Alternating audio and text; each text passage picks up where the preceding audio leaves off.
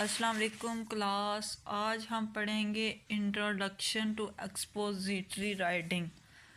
सबसे पहले हम इसकी डेफिनेशन के तरफ आते हैं कि बेसिकली एक्सपोजिटरी राइटिंग होता क्या है। What is expository writing? Expository writing as it's name implies, जैसे कि नाम से ही आपको पता है कि एक्सपोजिटरी एक्सपोज करना, एक्सप्लेन करना, अनकवर करना। Is writing that exposes facts, जो हमें हकीकत से आगाह करती है। It is writing that explains और इन्फॉर्म्स, हमें आगाह करती है about a topic clearly and logically, यानी कि लॉजिकली क्लियरली, यानी कि इसमें किसी किस्म का कोई डाउट वगैरह नहीं होता। विदाउट पर्सनल ओपिनियंस और स्टोरीज़, इसमें जो स्पीकर है, जो राइटर है, उसकी जो ज़ाती राय है वो ऐड नहीं की जाती इसमें। It focuses on facts, examples and step by step explanations to help readers understand something new. इसमें क्या होता है कि जो भी उसने एविडेंस, जो भी एग्जाम्पल्स दी जाती है वो हकाइक पर मुबनी होती है, और जो सारा प्रोसेस है वो स्टेप बाय स्टेप क्लासिफिकेशन के थ्रू हमें वो बताया जाता है। Expository writing gives the reader the facts they need about a specific topic to deepen their understanding of it। यानी कि बेसिकली इसका मकसद या पर्पज़ ये है कि अगर हम किसी टॉपिक के बारे में हमें नहीं पता तो वो हमें उसके बारे में गहराई तक नॉलेज देती है, और हम इस किसी भी टॉपिक को समझने में हमें आसानी हो जाती है और हम उसको ईज़िली समझ सकते हैं।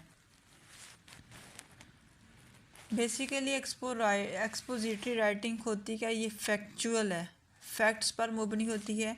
Usually presented in a linear format. Linear format का मतलब यही है कि बाकायदा एक सीक्वेंस के ज़रिए स्टेप बाय स्टेप इनको बताया जाता है। Always presented in a logical format, यानी कि साइंटिफिकली लॉजिकली आर्गूमेंट दे के हमें वो बताया जाता है। ऑब्जेक्टिव, इसमें कोई पर्सनल इश्यूज़ या पर्सनल ओपिनियंस को डिस्कस नहीं किया जाता है। ऑब्जेक्टिव एंड न्यूट्रल होती है। क्लियर अबाउट इट्स पर्पस, ये अपने मकसद के बारे में क्लियर होती है, किसी किस्म का कोई डाउट वगैरह नहीं होता। अब हम देखते हैं कि एक्सपोजिटरी राइटिंग क्या नहीं होती। इसमें क्या है कि दी ऑथर्स ओपिनियन, जो राइटर्स होता है, जो स्पीकर्स होता है, जो ऑथर्स होता है, उसमें अपनी ओपिनियन नहीं होती। N attempt to change the readers mind और शेयर देयर पर्सपेक्टिव, इसमें ये नहीं होता कि जो एक राइटर है वो कुछ लिख रहा है, उसका माइंड चेंज हो गया, पॉजिटिव टू नेगेटिव हो गया, तो वो अपना वो राय देना शुरू कर दे, उसमें उसकी जो अपनी राय है वो भी नहीं होती। सब्जेक्टिव, ये सब्जेक्टिव पर्सनल नहीं होती। नॉन लीनियर और otherwise unconventional in how it present content, यानी कि ये नॉन लीनियर भी नहीं होनी चाहिए, यानी कि जिसमें कोई सीक्वेंस वगैरह ना हो। When writing is an expository style, it's often important to assume the reader has minimal or no knowledge of the topic। जब हम किसी भी टॉपिक के बारे में एज ए एक्सपोजिटरी राइटिंग लिखते हैं तो इसका मतलब ये होता है कि जो हमारी ऑडियंस है, जो रीडर्स हैं, उसको इस टॉपिक के बारे में बिल्कुल नहीं पता। हम ए टू जी सारा प्रोसेस, सारे आर्गूमेंट, सारे एविडेंस के ज़रिए उसको समझाएंगे। It's the writers responsibility and goal to include as much unbiased, जैसा कि आपने पहले भी पढ़ा है कि इसमें राइटर्स की अपनी राय का इज़हार नहीं होना चाहिए, कि अगर वो किसी चीज़ को अच्छा समझता है तो उसकी अच्छी क्वालिटीज़ को डिस्कस कर दे, अगर वो किसी चीज़ को नहीं सही समझता तो उसके सिर्फ नेगेटिव पॉइंट्स को डिस्कस करे। ऐसा नहीं होना चाहिए। About the topic as possible without encouraging the reader to feel a certain way or choosing a specific stance on the topic। Basically इसका मतलब ये है कि जब भी कोई राइटर्स किसी चीज़ के बारे में, किसी टॉपिक के बारे में लिखे तो वो न्यूट्रल होकर लिखे। ये ना हो कि अगर वो अपनी फॉर एग्ज़ाम्पल पॉजिटिव व्यूज़ को डिस्कस करेगा तो सारे जो पढ़ने वाले हैं वो बोलेंगे कि ये चीज़ ठीक है।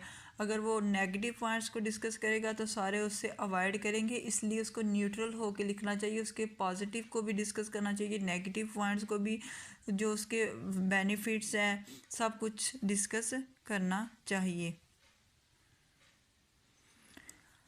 Text that employ expository writing میں انکلوڈ. اب ہم دیکھتے ہیں کہ جو ایسیز ہوتے ہیں، فار ایگزامپل ان امپلائمنٹ ہے، پلیوشن ہے، کرپشن ہے، یہ سارے کیا ہے، نیوٹرل بیس پہ لکھے جاتے ہیں، باقاعدہ ہمیں ایویڈنس پروف دیا جاتا ہے، یہ سارے ایکسپوزیٹری رائٹنگ کے میں آتے ہیں. نیوز پیپرز میں بھی کیا ہے، نیوٹرل نیوز ہوتی ہے. جو نیوز ہوتی ہے اس کو ہم خود سے ایڈ تو نہیں نہ کر سکتے، جو نیوز ہوتی ہے وہی اس کو پبلش کیا جاتا ہے.